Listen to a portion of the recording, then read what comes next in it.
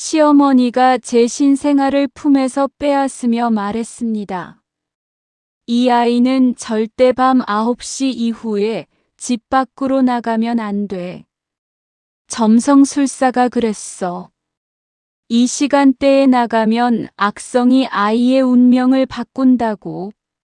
병원에서 갓 태어난 저는 그 말을 듣고 온몸이 얼어붙는 것을 느꼈습니다. 갓 태어난 제 아들을 안고 있던 시어머니의 눈빛에는 광신에 가까운 확신이 담겨 있었어요. 그 순간 저는 깨달았습니다. 지난 15년간 저를 올감했던 이 집안의 점성술 강박이 이제 제 아이에게까지 이어질 것이라는 걸. 이것이 제가 35의 나이에 마침내 이 미친 별점 감옥에서 탈출하기로 결심한 순간이었습니다. 이야기를 시작하기 전에 무료 구독 버튼을 누르시면 다음 이야기도 제일 먼저 받아볼 수 있습니다. 제 이름은 이지은입니다. 서울 강동구에서 초등학교 교사로 일하고 있어요. 15년 전 25의 나이에 대학 동기였던 박현우와 결혼했습니다. 현우는 대기업 마케팅팀에서 일하는 똑똑하고 인정 많은 사람이었어요. 연애할 때만 해도 말이죠. 문제는 시어머니였습니다. 정확히는 시어머니의 점성술 광신이었어요. 첫 만남부터 심상치 않았습니다. 지은이 몇 월 며칠 몇 시에 태어났어? 인사도 제대로 나누기 전에 시어머니가 던진 첫 질문이었습니다. 저는 당황하며 대답했죠. 8월 15일. 오후 3시 정도예요. 시어머니는 즉시 핸드폰을 꺼내 뭔가를 검색하기 시작했습니다. 그리고 5분 후 만족스러운 미소를 지으며 말씀하셨어요. 다행이야. 사자 자리에 화성이 강하게 배치되어 있어. 우리 현우랑 궁합이 맞아. 선생님이 제대로 봐주셨구나. 그때는 그저 재미있는 취미 정도로 생각했습니다. 하지만 그것은 제 인생을 지배할 거대한 악몽의 시작이었어요.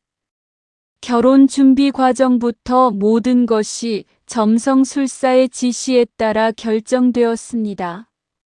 결혼식은 11월 3일 토요일 오후 2시 30분에 해야 해.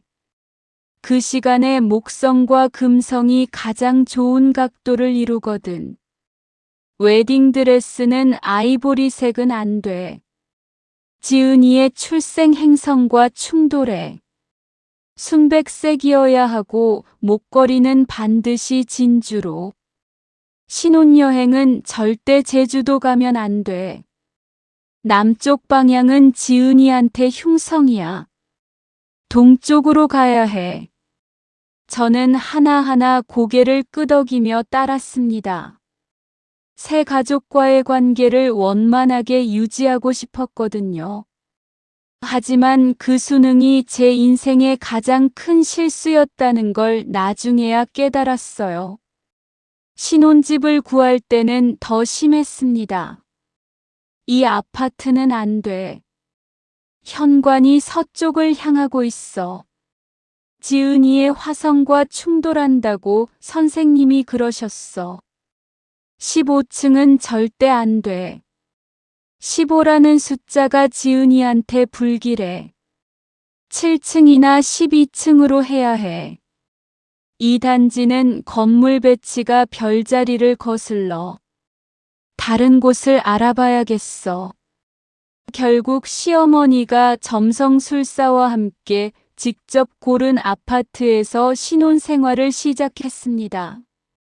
회사에서 1시간 거리에 있는 불편한 곳이었지만 별의 기운이 가장 좋은 곳이라는 이유로 모든 게 결정됐죠.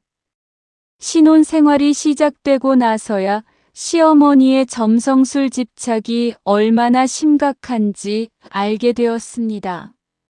매주 토요일마다 별자리 상담이라는 명목으로 점성술사를 만나러 가셨어요. 그리고 돌아와서는 제게 온갖 지시사항을 전달하셨죠.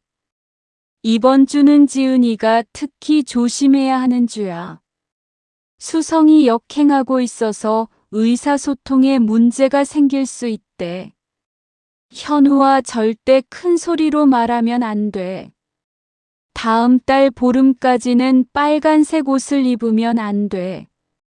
화성의 기운이 너무 강해져서 사고가 날 수 있어. 오늘 밤에는 현우와 잠자리를 갖지 마. 달의 위치가 안 좋아서 나쁜 기운의 아이가 생길 수 있대.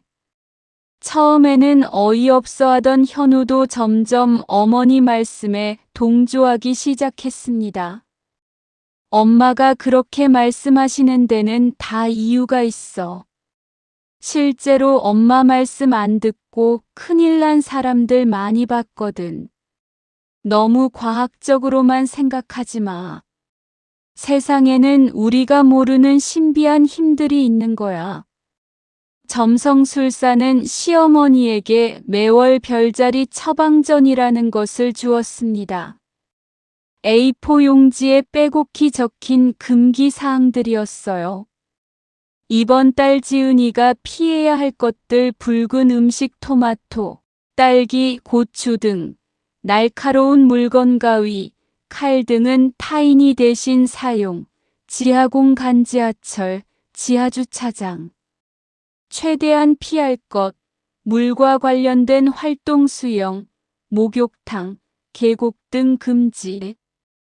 한 달에 50만 원씩 나가는 상담비는 당연히 제 통장에서 빠져나갔습니다. 며느리 운세는 며느리가 관리하는 게 당연하지. 내 인생을 위한 투자야. 결혼 3년째 저는 임신을 했습니다. 기쁨도 잠시, 시어머니의 점성술 집착은 더욱 극심해졌어요. 임신한 날짜와 시간을 정확히 알아야 해.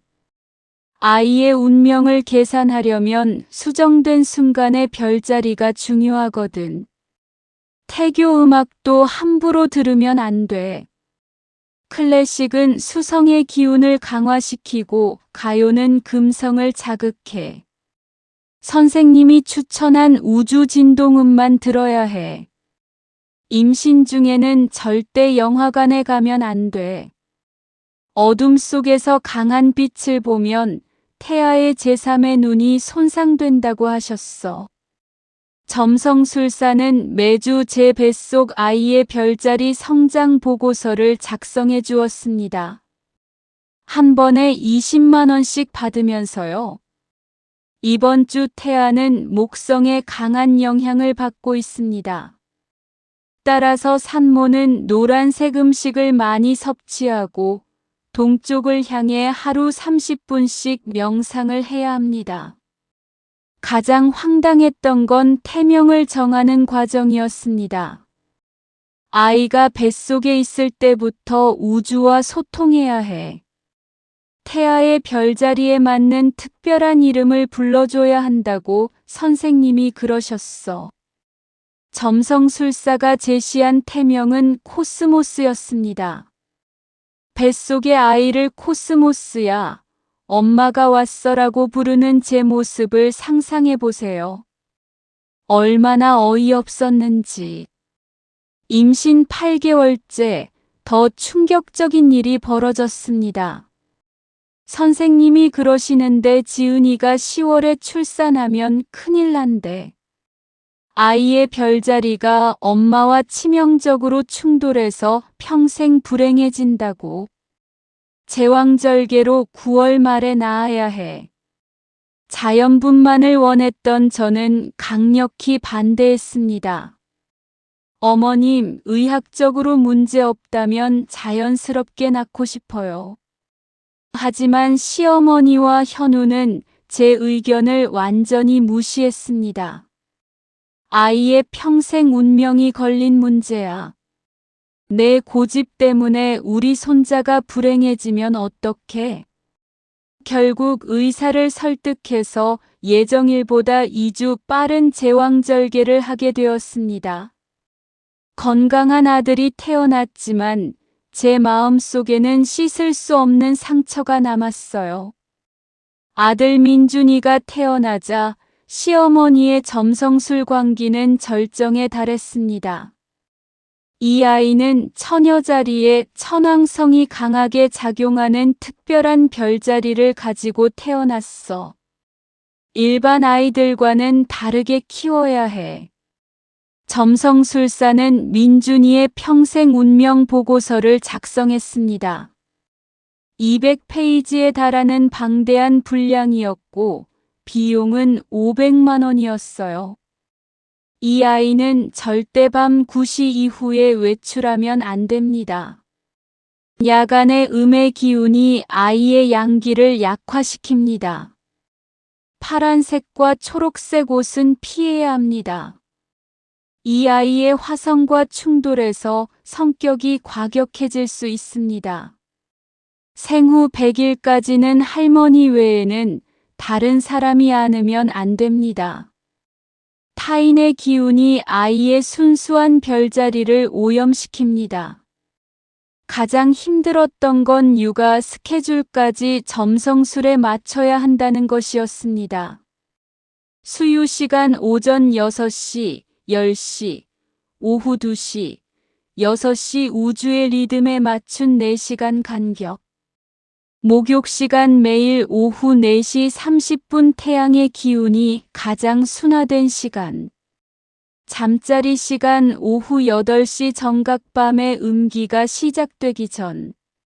민준이가 밤에 울면서 깨는 것도 별자리의 영향이라며 특별한 의식을 해야 한다고 했습니다. 아이가 밤에 우는 건 전생의 업보가 나타나는 거야. 매일 새벽 5시에 일어나서 동쪽을 향해 108번 절을 해야 해. 그래야 아이의 별운이 맑아진다고 선생님이 그러셨어. 저는 출산 후 몸조리도 제대로 못하면서 매일 새벽에 일어나 절을 했습니다. 시어머니가 지켜보는 가운데서요. 민준이가 돌이 지날 무렵 저는 가계부를 정리하다가 충격적인 사실을 발견했습니다. 지난 4년간 점성술 관련 비용으로 나간 돈이 거의 8천만 원에 달했던 거예요. 매월 점성술 상담비는 월 50만 원씩 48개월에서 2,400만 원. 민준이 출생 점성술 차트 작성에 500만 원. 각종 별자리 부적과 수정에 1,200만 원. 별자리 맞춤 육아용품에 800만 원. 우주에너지 정수기와 공기청정기에 1,500만 원. 집안 인테리어 별자리 풍수 컨설팅에 600만 원. 기타 점성술 관련 비용에 1,000만 원. 총합이 8천만 원. 그 돈이면 더 좋은 집으로 이사도 갈 수 있었고 민준이 교육비도 미리 준비할 수 있었을 텐데. 하지만 시어머니에게 그런 논리는 통하지 않았습니다. 돈으로 따질 문제가 아니야. 우리 가족의 운명이 걸린 일인데. 내가 그렇게 물질적으로 생각하니까 별들이 외면하는 거야. 더 화가 났던 건 현우의 태도였습니다. 여보, 엄마 말씀이 틀린 건 아니잖아. 실제로 우리 집안이 무탈하게 잘 지내고 있고 민준이도 건강하게 자라고 있어. 그건 우연이에요. 점성술 때문이 아니라. 그걸 어떻게 단정해? 세상에는 과학으로 설명 안 되는 일들도 많아. 민준이가 3살이 되자 시어머니는 더욱 구체적인 별자리 교육 플랜을 들고 왔습니다. 선생님이 민준이의 미래를 다시 봐주셨어. 이 아이는 예술 쪽으로 키워야 한대. 특히 음악이 별자리와 잘 맞아. 유치원은 절대 일반 유치원 보내면 안 돼. 별자리 교육을 하는 특별한 곳이 있다고 하시네. 점성술사가 추천한 코스믹 유치원은 한 달 학비가 200만 원이었습니다. 아이들에게 점성술과 우주의 신비를 가르친다는 곳이었어요. 일반 교육은 아이들의 영성을 망쳐. 우주와 소통하는 법을 배워야 진정한 지혜를 얻을 수 있어. 더 황당한 건 민준이의 놀이와 취미까지 점성술에 맞춰야 한다는 것이었습니다. 레고는 안 돼. 네모난 블록들이 우주의 둥근 에너지를 차단해. 대신 수정과 자연석으로 만든 장난감만 가지고 놀게 해야 해. TV는 하루 30분, 오후 3시에서 3시 30분 사이에만 봐야 해. 다른 시간에 보면 뇌파가 별의 주파수와 맞지 않아. 친구들과 놀 때도 조심해야 해. 민준이와 별자리가 안 맞는 아이들과 놀면 운이 나빠져. 결국 민준이는 또래 아이들과 어울리지 못하고 시어머니가 인정한 몇 명의 별자리 호환 친구들하고만 놀게 되었습니다. 민준이가 초등학교에 입학할 나이가 되자 더 큰 문제가 발생했습니다. 일반 학교는 절대 안 돼. 민준이 같은 특별한 별자리를 가진 아이는 특별한 교육을 받아야 해. 시어머니가 찾아온 곳은 우주의식교육원이라는 대안학교였습니다. 정규 교과과정 대신 점성술, 명상, 우주론을 가르치는 곳이었어요. 수학이나 과학 같은 물질적 학문은 영혼을 메마르게 해. 우주의 진리를 배우는 게 더 중요해. 하지만 저는 더 이상 참을 수 없었습니다. 어머님, 민준이는 정상적인 교육을 받아야 해요. 점성술이 전부가 아니라고요. 뭐? 내가 지금 뭐라고 하는 거야? 우리 손자의 미래를 망치려고. 그때까지 조용히 듣고 있던 현우가 나섰습니다. 여보, 너무 그러지 마. 엄마가 민준이를 위해서 하시는 말씀이잖아. 민준이를 위해서요? 이게 민준이를 위한 거예요? 애가 또래 친구들과도 못 놀고 정상적인 교육도 못 받고. 정상이 뭔데? 내가 생각하는 정상이 진짜 정상이야? 그날 밤 저는 민준이의 잠든 얼굴을 보며 깊은 생각에 잠겼습니다. 이대로 가다가는 민준이의 인생까지 점성술의 감옥에 갇히게 될 것 같았어요. 민준이의 초등학교 입학을 한 달 앞둔 어느 날, 저는 용기를 내어 시어머니께 말씀드렸습니다. 어머님, 민준이는 일반 학교에 보내고 싶어요. 안 돼. 선생님이 그러시는데 올해는 특히 민준이한테 중요한 해야. 잘못된 환경에 노출되면 평생 고생한다고. 하지만 아이가 사회성을 기를 수 있는 환경도 필요해요. 사회성은 나중에 기르면 돼. 지금은 영성 개발이 더 중요해. 결국 저는 현우와 심각한 대화를 나눴습니다. 여보, 이제 그만해요. 민준이까지 이상하게 키울 수는 없어요. 뭐가 이상해? 우리 가족이 지금까지 잘 지내온 건 다 엄마 덕분이야. 잘 지내왔다고요? 저는 지난 5년간 하고 싶은 것도 못하고 가고 싶은 곳도 못 가고 살았어요. 그게 그렇게 힘들었어? 나는 몰랐네. 몰랐다고요? 정말 몰랐어요? 그날 밤 저는 처음으로 현우에게 제 속마음을 털어놓았습니다. 5년간 얼마나 답답하고 힘들었는지, 점성술 때문에 얼마나 많은 것들을 포기해야 했는지. 하지만 현우의 반응은 예상과 달랐습니다. 미안해. 내가 너무 엄마 편만 들었나 보다. 하지만 그렇다고 갑자기 다 바꿀 수는 없잖아. 엄마가 얼마나 상처받으실지. 그럼 저는 상처받아도 되는 거예요? 그런 게 아니야. 조금씩 천천히 바꿔보자. 하지만 조금씩 천천히는 불가능했습니다. 시어머니는 점성술에 대한 신념이 너무 확고했거든요. 민준이가 5살이 되던 해 결정적인 사건이 벌어졌습니다. 민준이가 또래 아이들과 놀고 싶어 하자 시어머니는 별자리 호환성 검사를 하겠다며 점성술사에게 데려갔어요. 그리고 돌아와서는 충격적인 말을 했습니다. 민준이가 자꾸 다른 아이들과 놀고 싶어 하는 건 나쁜 별의 영향이래. 이제부터는 집에서만 놀게 하고 외부 접촉을 완전히 차단해야 한대. 어머님, 그건 너무해요. 아이가 친구들과 놀고 싶어 하는 건 당연한 거예요. 당연한 게 아니야. 선생님이 그러시는데 민준이는 특별한 사명을 가지고 태어난 아이라고 해. 일반 아이들과 어울리면 그 사명을 잃어버린대.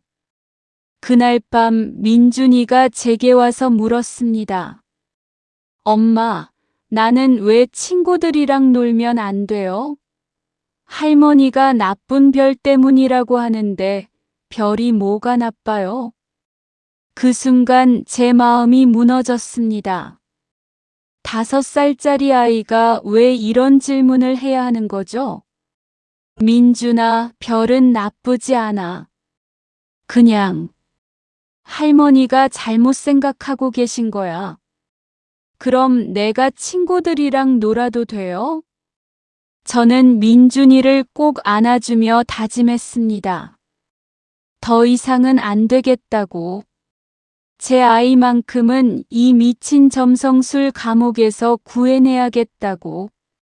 다음 날 저는 시어머니께 단호하게 말씀드렸습니다. 어머님, 이제부터는 점성술 상담 안 받을 거예요. 민준이도 정상적으로 키우겠습니다. 뭐? 너 지금 뭐라고 하는 거야? 5년 동안 충분히 따라했어요. 이제 그만할게요. 시어머니의 얼굴이 새빨갛게 달아올랐습니다. 너 정말 미쳤구나. 지금까지 우리 가족이 무탈했던 게 누구 덕분인 줄 알아? 우연이에요. 점성술 덕분이 아니라 우연이라고? 내가 뭘 알아? 선생님이 그러시는데. 내가 이렇게 거역하면 3년 안에 큰 재앙이 온다고 하셨어. 하지만 저는 더 이상 흔들리지 않았습니다. 어머님, 저는 더 이상 별점에 제 인생을 맡기지 않을 거예요. 민준이도 마찬가지고요. 그날부터 시어머니와의 전쟁이 시작되었습니다. 우선 저는 민준이를 일반 유치원에 전학시켰습니다. 시어머니는 펄펄 뛰었지만 무시했어요. 내가 우리 손자 망치는 걸 그냥 두고 볼 줄 알아? 망치는 게 아니라 구하는 거예요. 이어서 집안의 모든 점성술 관련 물건들을 정리했습니다. 수정, 부적, 별자리 차트. 모든 걸 버렸어요. 너 정말 제정신이야? 그 비싼 수정들을 왜 버려? 이제 필요 없으니까요. 가장 힘든 건 현우를 설득하는 것이었습니다. 여보, 너무 급작스럽게 바꾸지 말자. 엄마가 얼마나 상처받으실지. 현우야, 우리 아들을 생각해봐. 민준이가 정상적으로 자랄 수 있게 해주자. 엄마가 하시는 것도 민준이를 위해서 하시는 거잖아. 위해서요? 5살짜리가 친구들과 못 놀게 하는 게 위해서 하는 거예요? 현우는 말문이 막혔습니다. 하지만 여전히 시어머니 편에 서려고 했어요. 그래도 갑자기 이렇게 바꾸면. 갑자기요? 저는 5년 동안 참았어요. 5년 동안. 제가 점성술을 거부하기 시작하자 시어머니는 더욱 극단적인 방법을 써왔습니다. 지은이가 미쳤어. 민준이를 데리고 나가서 따로 살겠다고 하네. 우리가 민준이를 보호해야 해. 시어머니는 현우에게 저와 이혼하고 민준이 양육권을 가져오라고 종용했습니다. 내 마누라가 완전히 악령에 사로잡혔어. 선생님이 그러시는데 지은이 주변에 아주 나쁜 영이 붙어 있대. 민준이한테 전염되기 전에 떼어놔야 해. 현우도 점점 시어머니 말에 동조하기 시작했습니다.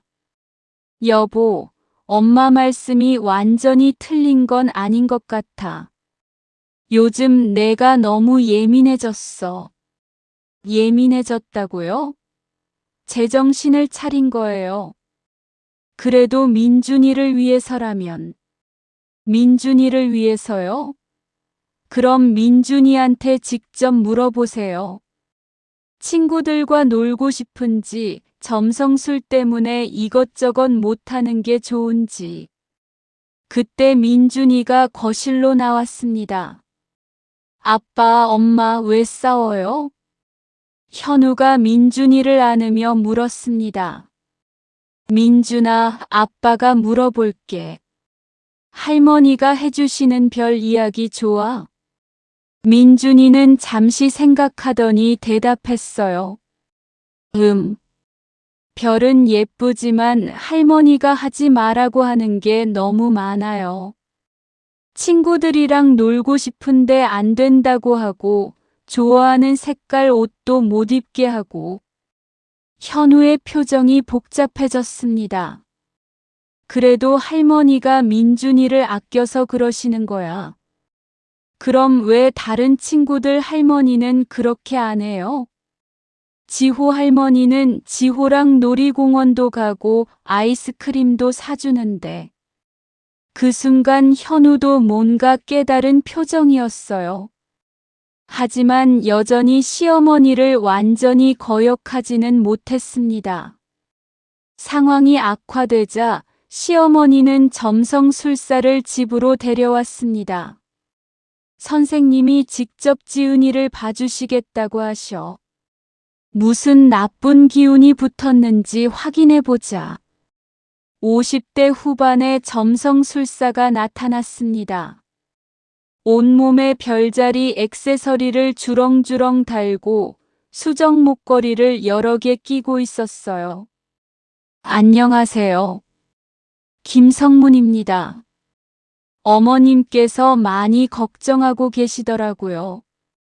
점성술사는 저를 위아래로 훑어보더니 고개를 끄덕였습니다. 역시 제가 예상한 대로네요.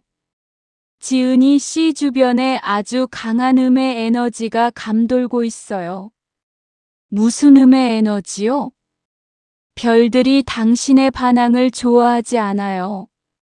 지금 당장 시어머님께 사과하고 원래대로 돌아가지 않으면 큰일 납니다. 저는 더 이상 참을 수 없었어요.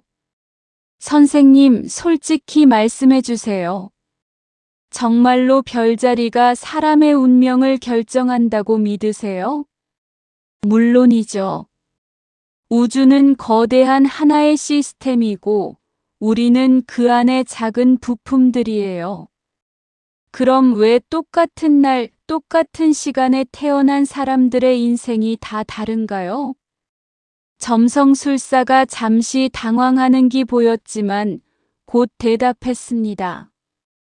그건 출생지의 미세한 차이나 다른 변수들 때문이죠. 변수라고요? 그럼 결국 별자리보다는 환경이나 노력이 더 중요하다는 말씀이네요. 그건 아니고, 저는 계속 추궁했습니다. 선생님, 혹시 점성술이 과학적으로 검증된 적이 있나요? 통계적으로 유의미한 결과가 나온 연구가 있나요? 점성술사의 얼굴이 붉어졌습니다. 과학이 전부가 아니에요. 세상에는 과학으로 설명할 수 없는 신비한 영역이 있거든요. 그렇다면 그것도 믿음의 영역이겠네요. 종교처럼 말이에요. 그런데 왜 다른 사람에게 강요하세요? 시어머니가 중간에 끼어들었습니다. 뭘 강요해? 우리 가족을 위해서 하는 건데. 어머님, 5년 동안 이 선생님께 얼마나 많은 돈을 들였는지 아세요? 8천만 원이에요. 8천만 원. 점성술사와 시어머니 모두 놀란 표정을 지었습니다. 그게 중요한 게 아니야. 우리 가족의 행복이 더 중요하지. 행복이요? 어머님이 행복하신 건 맞지만 저와 민준이는 행복하지 않았어요. 그날 밤 점성술사가 돌아간 후 현우와 진지한 대화를 나눴습니다. 여보, 정말 그동안 힘들었어? 네. 정말 힘들었어요. 나는 왜 몰랐을까? 당신이 모른 게 아니라 보려고 하지 않은 거예요. 어머님 편에 서는 게 편했으니까. 현우가 한참 동안 고민하더니 말했습니다. 미안해. 내가 너무 어머니 말씀만 들었나 보다. 이제라도 깨달아줘서 고마워요. 그런데 어떻게 하지? 어머니가 절대 포기 안 하실 텐데. 현우야, 우리가 독립하자.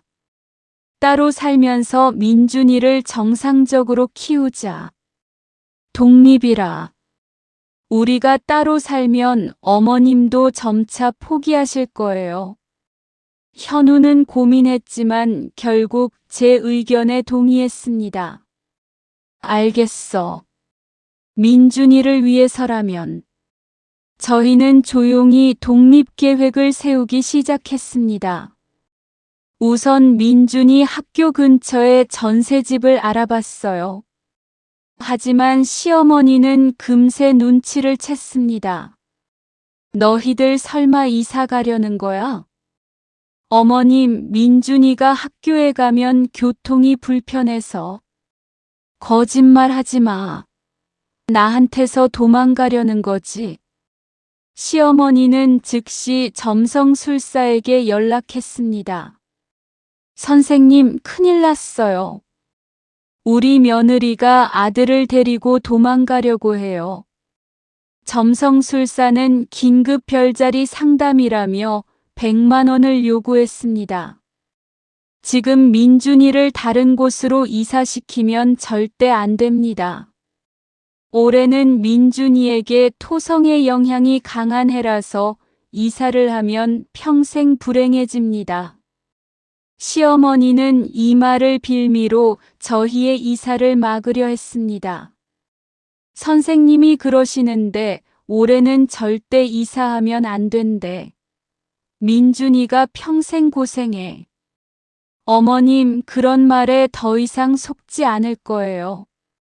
속는다고?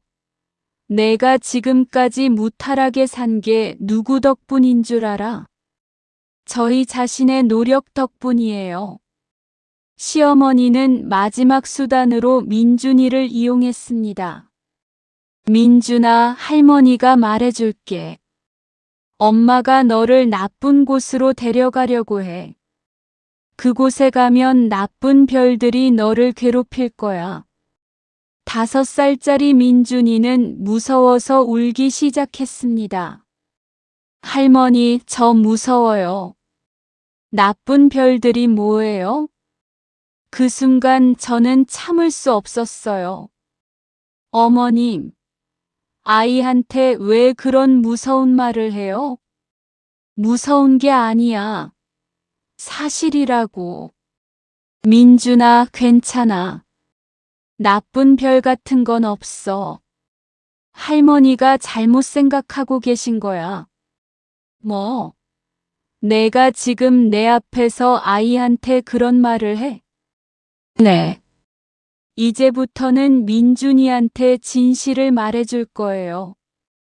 그날 저는 민준이에게 차근차근 설명해줬습니다. 민준아, 별자리라는 건 그냥 사람들이 만든 이야기야.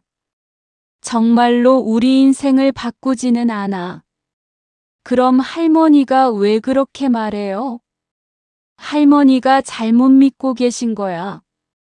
할머니 잘못이 아니라 누가 할머니를 속인 거야. 민준이는 이해한다는 듯 고개를 끄덕였습니다. 그럼 이제 친구들이랑 놀아도 돼요? 당연하지. 마음껏 놀아도 돼. 시어머니는 이 모습을 보고 완전히 분노했습니다. 너 정말 미쳤구나. 우리 손자를 망치고 있어. 망치는 게 아니라 구하고 있는 거예요. 좋아. 내가 그렇게 나온다면 나도 가만히 있지 않겠어. 현우한테 이혼하라고 할 거야. 그러세요. 하지만 현우는 더 이상 어머님 말을 듣지 않을 거예요. 결국 저희는 독립에 성공했습니다. 시어머니의 극심한 반대에도 불구하고 현우가 제 편에 서준 덕분이었어요. 새 집으로 이사한 첫날 밤, 민준이가 제게 와서 말했습니다. 엄마, 여기는 나쁜 별들이 없어요? 응, 없어. 그리고 원래 나쁜 별 같은 건 어디에도 없어. 그럼 이제 파란색 옷도 입을 수 있어요? 당연하지. 무슨 색이든 입고 싶은 색 입어도 돼. 민준이는 환하게 웃으며 침대로 뛰어갔습니다. 그날 밤 저는 오랜만에 편안한 잠을 잤어요. 5년 만에 처음으로 내일이 기대되었습니다. 독립한 지 6개월이 지났을 때 놀라운 소식이 들려왔습니다. 시어머니가 그토록 신봉하던 점성술사 김성문이 사기죄로 구속된 것이었어요. 뉴스에서는 그가 10년 동안 수백 명의 신도들에게서 총 50억 원을 사취했다고 보도했습니다. 가짜 점성술로 불안감을 조성해 거액을 사취한 김성문 씨는 점성술에 대한 전문 지식이 전혀 없었던 것으로 드러났습니다. 단순히 인터넷에서 복사한 내용들을 조합해 그럴듯하게 포장한 것이었습니다. 저는 즉시 현우에게 뉴스를 보여줬습니다. 여보, 봐. 그 사람이 완전 사기꾼이었어. 현우도 충격을 받은 표정이었어요. 정말 믿을 수가 없네. 이제 어머님께 진실을 말씀드려야 하지 않을까? 하지만 시어머니에게 이 소식을 전했을 때 반응은 예상과 달랐습니다. 그건 다른 사람들 얘기야. 우리 선생님은 진짜야. 어머님, TV에 나온 그 사람이 어머님이 다니던 점성술사예요. 아니야. 그 사람은 가짜고 우리 선생님은 진짜라고. 시어머니는 끝까지 현실을 받아들이지 않으려 했습니다. 하지만 저희는 더 이상 그 미신의 세계로 돌아가지 않았어요. 정상적인 환경에서 자라기 시작한 민준이는 놀라운 변화를 보였습니다. 유치원에서는 친구들과 잘 어울리며 밝고 활발한 아이가 되었어요.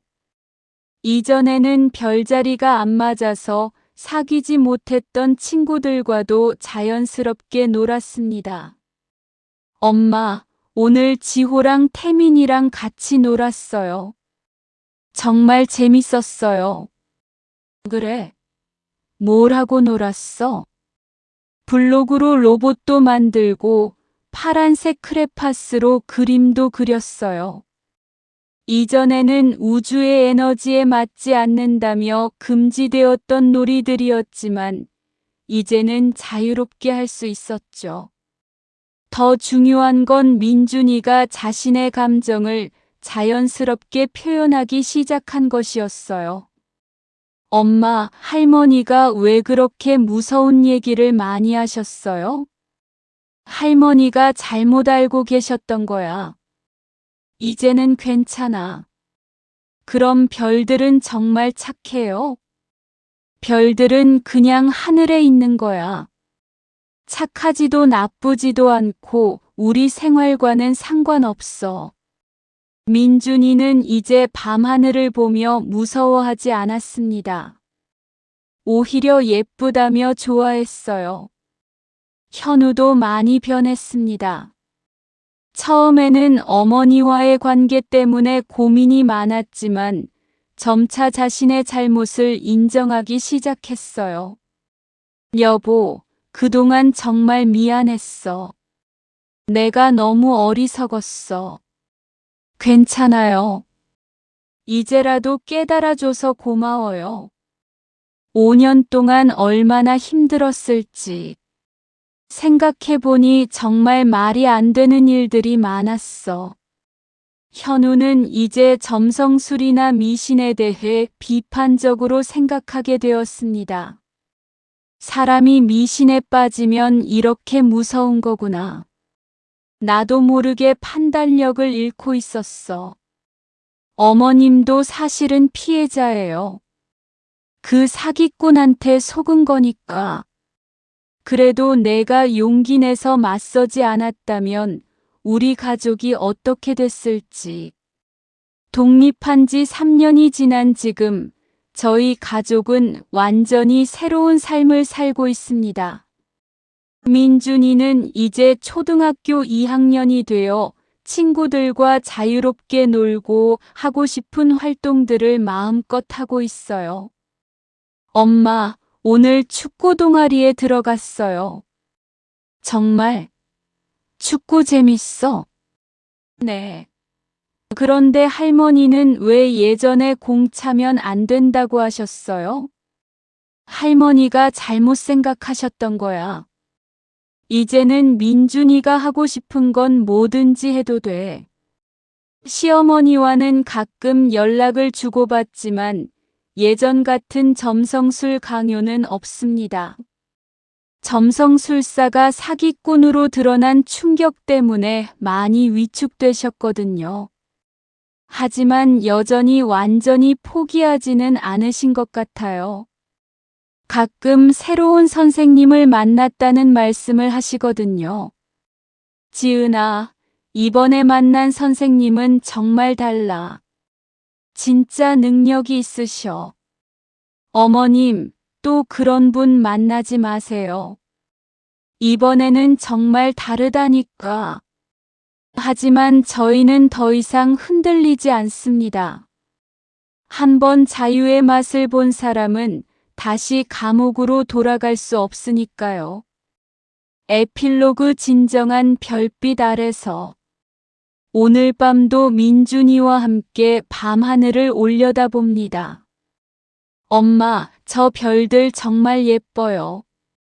그래, 정말 예쁘다. 할머니는 저 별들이 무섭다고 하셨는데 전혀 안 무서운데요? 맞아. 별들은 그냥 멀리서 반짝이는 거야. 우리를 해치지도 않고 우리 인생을 좌우하지도 않아. 그럼 우리 인생은 누가 정하는 거예요? 우리 자신이 정하는 거야. 민준이가 열심히 공부하고 착하게 살고 꿈을 향해 노력하면 그게 민준이 인생을 만드는 거야. 민준이는 이해한다는 듯 고개를 끄덕입니다. 그럼 저도 제 인생을 멋지게 만들 수 있어요? 당연하지. 민준이 인생의 주인공은 민준이야.